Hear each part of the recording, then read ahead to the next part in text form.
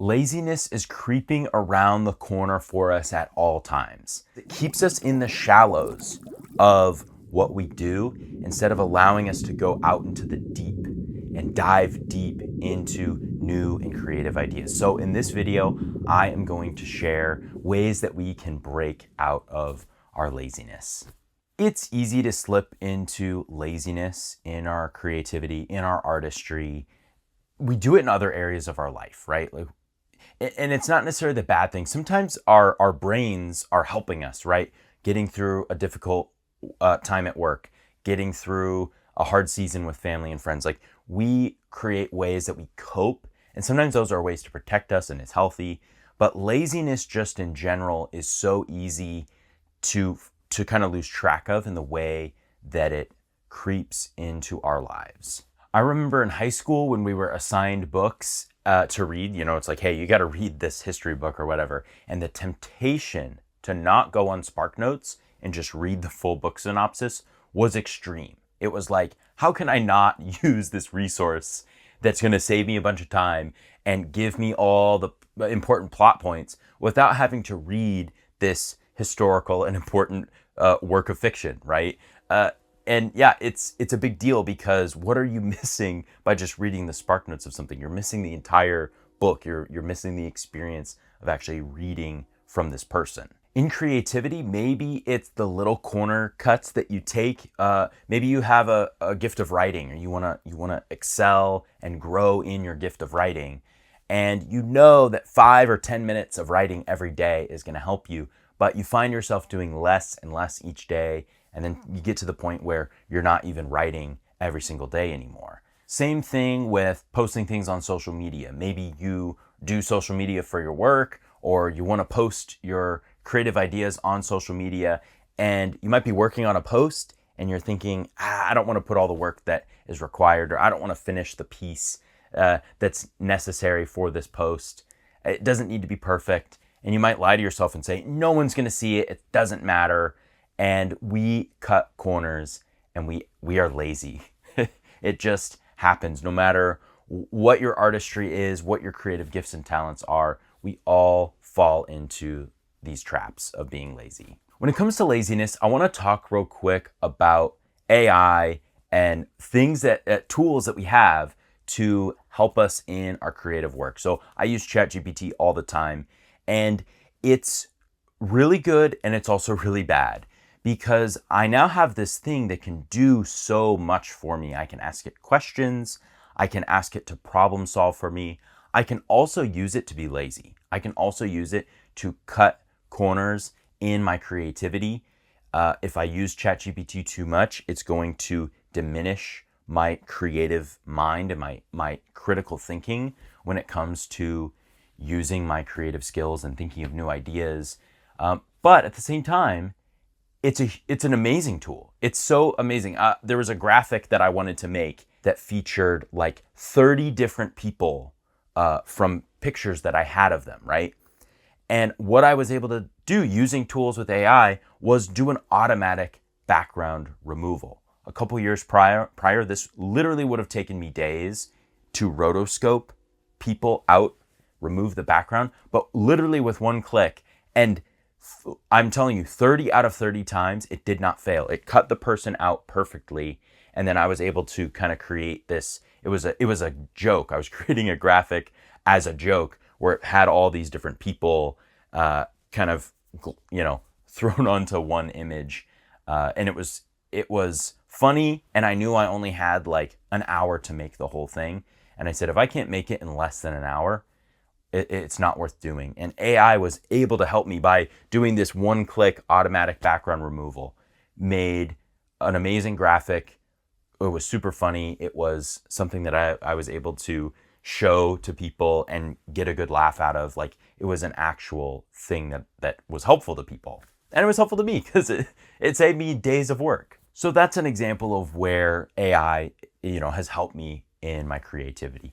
Where it starts to diminish is when it's 4 o'clock at the end of the day and I need to maybe write something for social media. Let's say it's a social media caption. And I could think through and just push a little bit harder with this idea that I have, but I'm going to pass it to ChatGPT and they're going to finish it up to me. Now, I'm not saying there's any moral or complicated issues. I'm more just talking about the laziness that goes into this, right? This idea that, man, I have this opportunity to continue getting better at social media captions or creative writing. And I'm going to pass it to this machine, this tool that's helpful.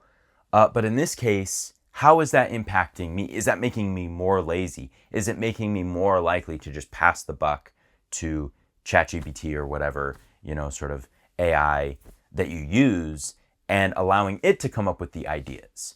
And there's balance to all of this. Like, there have been so many ideas where I've been stuck, right? I think that's a good analogy, is like, man, when I'm stuck in the mud, my wheels are spinning creatively. Like, I have this idea, I can't quite get it there. I'll explain the idea to ChatGPT and it starts to unlock different things. Well, have you thought of doing it this way? What if instead of a video, you did a graphic that represented this? And it's like, oh, there's so many different cool ideas that are helping me unlock a creative idea that I had. I think that is one key thing. This is sort of my free unsolicited advice when it comes to AI, is as much as you can coming up with initial ideas and sort of passing the detail work to something like ChatGPT, I think is a good way to go about it.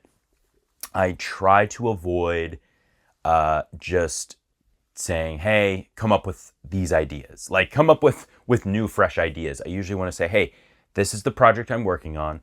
These are the parameters. This is what can and can't happen.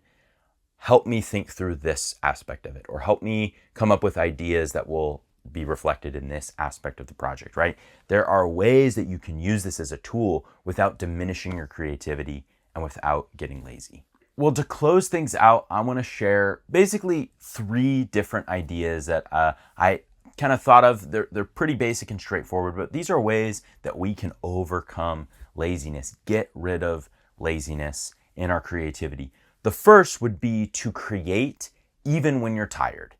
Even when you're tired and you want to lean into a shortcut, you want to turn your brain off, you feel like your wheels are spinning and you just can't quite get out of this idea that you had. It's like it's not quite taking form, or you want to create something over here, it's not quite working. Even when you're tired, showing up for yourself and saying, no, it's okay. I know I'm tired. It's okay to be tired, but I need to create. Like, it's okay to create when you're tired, and therefore the product or the final thing is diminished slightly. I think it is often better when it comes to laziness to just push through the tiredness and create and be in your God-given gifts. The second is to practice creativity even when you're bored. I know for me, it is so easy. I get bored with a project and I want to move on, or I get bored with an idea and I'm like, let's move on to the next thing. It's so easy to just go, it's like tabs on a computer. Boom, next thing, next thing, next thing. You're moving on so quick. We've conditioned our minds and our brains, whether it's through social media or our phones or whatever, that we can just move on to the next thing. And as creatives, when we're able to sit in the boredom and sit with a creative idea that maybe we had in the past that doesn't excite us anymore, there is so much that can come from that. There's so much creativity that can come out of that when we're leaning into the boredom and saying, hey, boredom is okay. I'm not going to die from boredom. And yeah, I don't know, just leaning into that and being okay with creating even when you're bored. The last would be to practice creativity even when you don't know what to create. If you're sitting there, it's sort of the blank screen is in front of you, no words are down, nothing has been painted or added to the canvas yet. There is an opportunity for you to show up in your creativity and just do anything. Turn off the judgment, turn off the filters, and just create. I think that is a great way to curb laziness, because often our laziness, our mind is going towards what we're used to. Our mind is sort of channeling us. Well, you did this in the past, do it again. Well, this is usually how you create, go here. Well, you want to get this done quickly, so do it now. Instead, we want to be able to just be free and be open in our creativity. To curb that laziness, we need to be able to say, hey, I'm going to do whatever I want to do now. The end goal is not the most important thing. Getting this done right now is not the most important thing. The most important thing is being creative, showing up in my unique God-given gifts. And I think that is really going to change how we view our creativity. Sometimes we're viewing our creativity as a product or as an end result or as an end goal. Instead, we can be viewing our creativity as a moment, as an exploration, as a growth in and of ourselves. Laziness doesn't want to deal with growth. Laziness doesn't want to deal with the journey. Laziness is looking out for getting you to the end, getting you to be able to move on or produce and produce a large quantity, right? So it's really important that we get this. And yeah, I don't know. I hope you are encouraged. These are just kind of my random thoughts as I'm thinking through laziness, the impact that it's had on my life. I know that there has been a large impact on your life. And so you're not alone. There are ways that we can fight against this laziness, but we have to be proactive about it. We have to be engaged with where we're at in our creative journey, what we're doing, what's the goal of this project, what's the goal of me even showing up in my gifts. So anyways, I hope that this encourages you. My name is Tristan. I am passionate about helping creatives grow in their unique God-given gifts. Thank you so much for watching, and stay creative.